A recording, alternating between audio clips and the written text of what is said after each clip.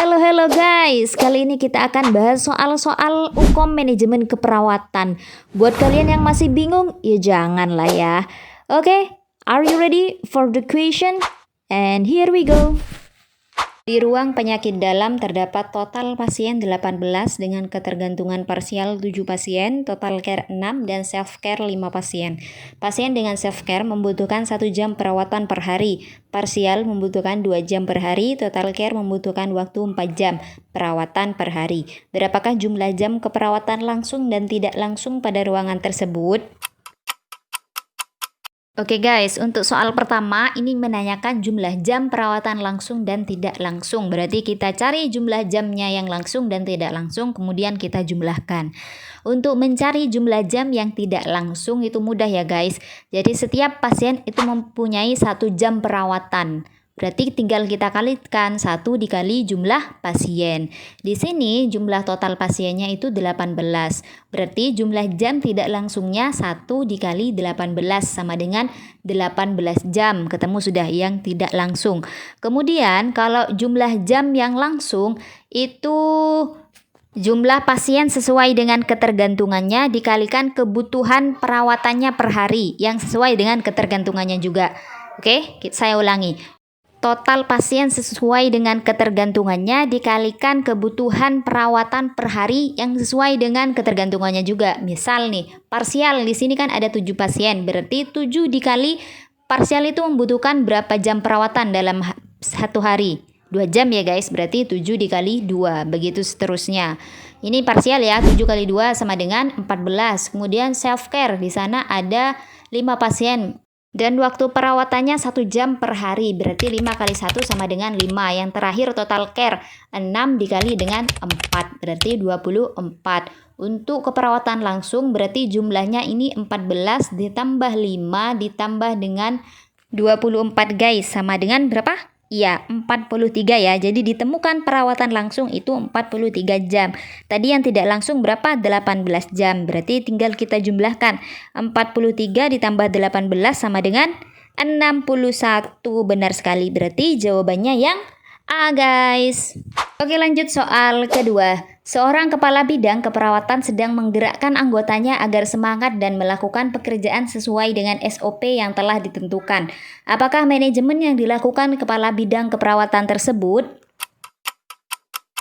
Oke, kita bahas satu persatu opsi jawabannya ya guys. Yang pertama di sana ada perencanaan. Namanya juga perencanaan, berarti dia membuat rencana, misalnya membuat rencana anggaran, membuat jadwal dinas, itu termasuk perencanaan ya guys. Membuat rencana visi misi, rencana barang habis pakai, itu namanya perencanaan atau planning ya guys. Kemudian yang B ada pengarahan. Oh, tapi biar teman-teman tidak bingung, kita jelaskan dulu yang pengorganisasian ya guys, atau disebut dengan organizing. Jadi kalau pengorganisasian itu kegiatan mengelompokkan aktivitas. Jadi misal nih, kalau perencanaan tadi itu hanya sekedar misal di ruangan ini saya butuh 10 orang perawat. Itu namanya perencanaan. Terus selanjutnya kita ke tahap pengorganisasian. Nah, 10 orang perawat ini kita bagi, jadi dia di bagian apa saja. Gak mungkin dong sama semua, jadi kita memang harus bagi. Siapa yang jadi katim, siapa yang jadi anggota, atau yang jadi perawat pelaksana. Nah, itu namanya pengorganisasian, pembagian tugas. Dan juga dijelaskan, harus jelas apa fungsi dari katim, apa fungsi dari perawat pelaksana, itu harus jelas juga, itu namanya pengorganisasian guys, seperti itu. Oke, selanjutnya ada pengarahan atau directing ya. Nah, tadi kan pengelompokan tugasnya sudah jelas nih. Kamu jadi katim, tugasmu seperti ini. Selanjutnya itu ada arahan. Jadi kalau mau melakukan tugas seperti katim, langkah-langkahnya itu gini, seperti ini, yang sesuai dengan SOP guys. Begitu juga ke perawat pelaksana atau tugas-tugas yang lainnya. Tugasnya tadi kan jelas, tugasmu jadi perawat pelaksana itu melakukan ini. Dan caranya atau langkah-langkahnya itu diberi arahan agar melakukan tugasnya sesuai dengan SOP, seperti itu guys. Tetapi gak hanya memberi arahan ya guys, jadi memberi motivasi, apresiasi, bahkan punishment pada anggota atau pada Perawat-perawat ini itu juga termasuk di actuating guys, atau directing atau pengarahan. Oke, itu cukup untuk pengarahan. Kemudian selanjutnya ada staffing atau pengaturan staff. Nah, ini merupakan penyusunan dan pengembangan staff guys. Misal nih di IGD itu kan minimal membutuhkan yang ACLS. Berarti di sana di IGD yang belum mengikuti pelatihan ACLS itu diikutkan pelatihan ACLS. Itu namanya staffing ya. Pengembangan staff seperti itu. Kemudian yang terakhir ada pengontrolan. Nah, kalau pengontrolan ini mengawasi kinerja anggota. Kerjanya bagus atau tidak, pengawasan bisa langsung atau tidak langsung ya guys. Jadi tadi kan sudah diberi arahan. Setelah itu kita lakukan controlling atau pengawasan. Benar gak sesuai dengan arahan gak kerjanya? Itu disebut dengan controlling atau pengarahan ya guys, yang terakhir seperti itu. Oke, sekarang kita kembali ke soal. Di soal ini dijelaskan bahwa kepala bidang sedang menggerakkan anggotanya agar semangat dan melakukan pekerjaan sesuai dengan SOP yang telah ditentukan. Ini berarti masuk kemana guys? Iya, benar sekali, pengarahan. Jadi jawabannya yang B. Karena di sana berarti kepala bidangnya itu sedang memberikan motivasi kepada perawatnya, dan itu termasuk di dalam pengarahan seperti itu. Oke, lanjut soal ketiga. Ketua tim ruang Bougainville dan perawat pelaksana melakukan diskusi tentang keadaan pasien dengan diagnosa TB paru dan beberapa keadaan kesehatan lainnya. Hal ini dilakukan setelah operan dengan perawat shift siang. Ketua tim memberikan reinformance tentang asuhan keperawatan yang dijalani. Apakah bentuk kegiatan manajemen asuhan keperawatan yang diterapkan pada soal tersebut? Apa nih jawaban kalian guys? Iya, benar sekali, jawabannya yang C, pre-conference. Jadi pre-conference itu adalah kegiatan yang dilakukan setelah operan untuk menyusun rencana atau kegiatan yang akan dilakukan buat satu shift itu. Oke, jadi pertama itu kan kalau operan itu operan dari perawat pagi sama perawat siang misalnya, tentang keadaan-keadaan atau tentang hal-hal yang sudah dilakukan, tentang hal-hal yang belum dilakukan, itu disampaikan di operan ya, dari perawat pagi ke perawat siang misalnya. Setelah operan selesai, setelah semuanya dijelaskan keadaan pasien, itu dilakukannya pre-conference. Jadi perawat-perawat yang siang ini melakukan diskusi kembali atau pre-conference ya guys, tentang tugas-tugas, target-target atau hal yang mau dilakukan buat seharian itu, buat satu shift itu. Itu namanya pre-conference. Setelah tugas-tugasnya diselesaikan, semua target sudah selesaikan, nanti di akhir shift itu ada post conference. Jadi ada evaluasi tentang tindakan-tindakan yang sudah dilakukan.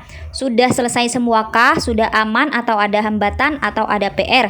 Tentunya itu semua dipimpin ketua tim ya guys, ketua tim yang memimpin seperti itu. Jadi ada operan, pre-conference, dan post-conference seperti itu.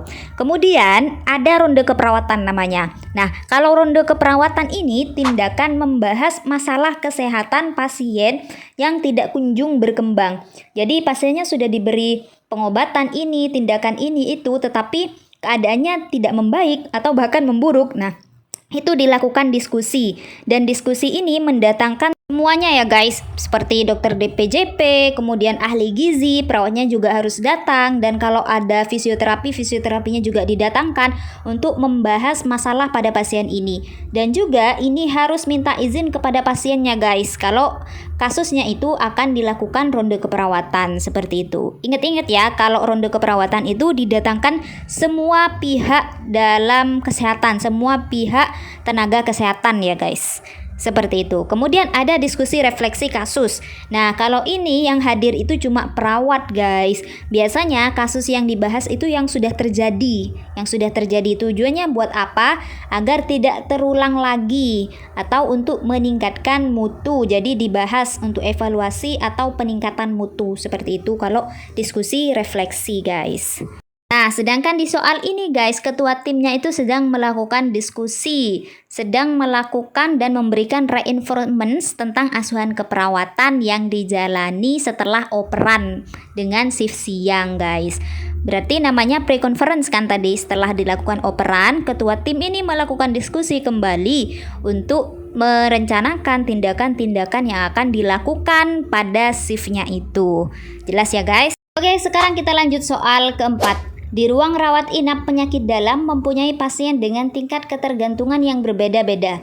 Setiap pergantian shift, kepala ruang perawat primer dan perawat asosiatif melakukan timbang terima.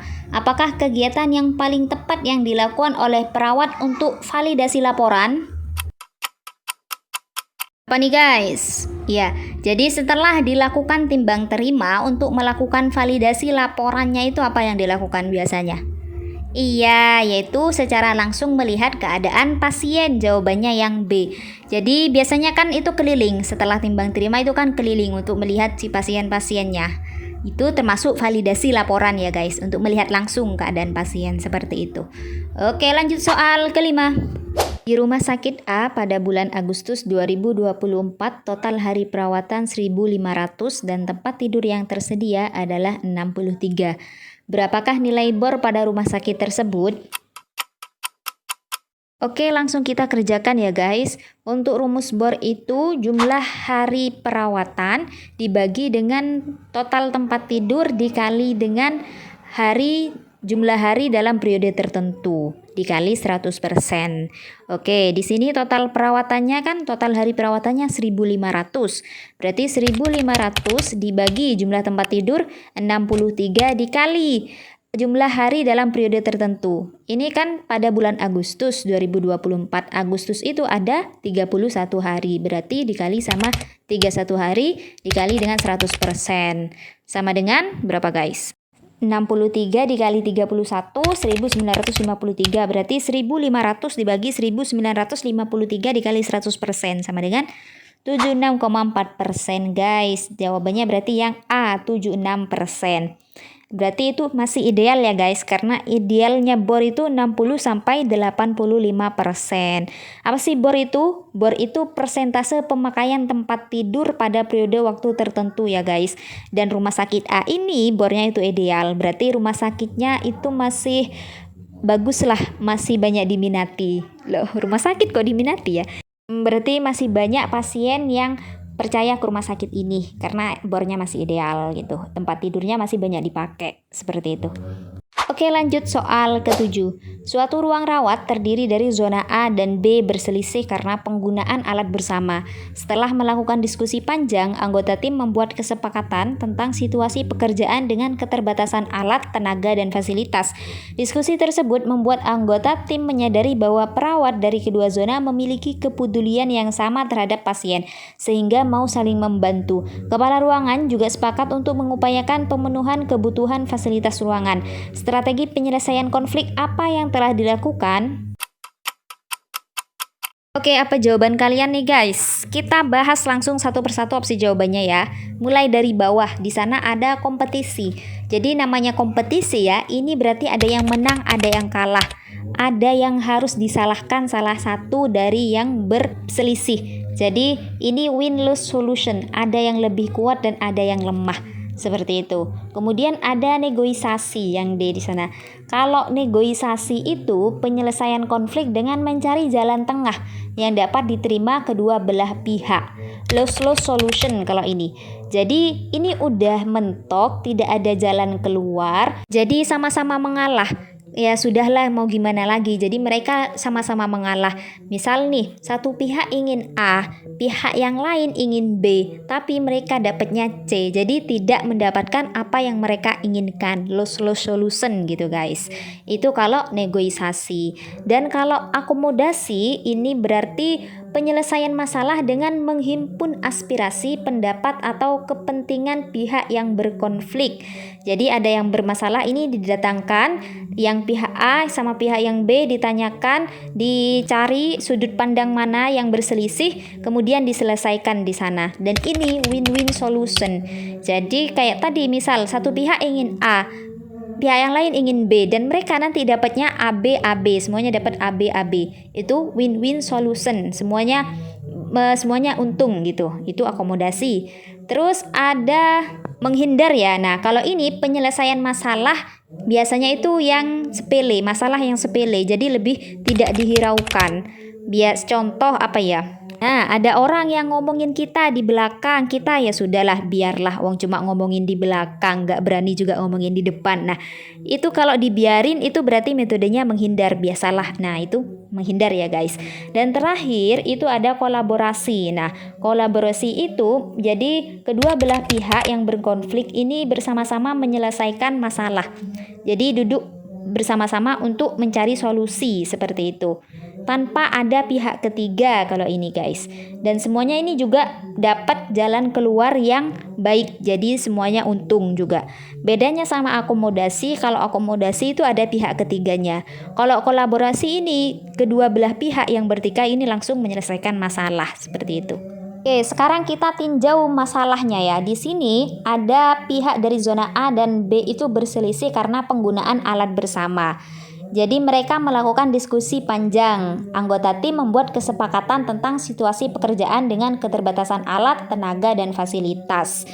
Dan solusi yang didapatkan akhirnya mereka mau saling membantu dan kepala ruangan pun juga sepakat untuk mengupayakan pemenuhan kebutuhan fasilitas ruangan.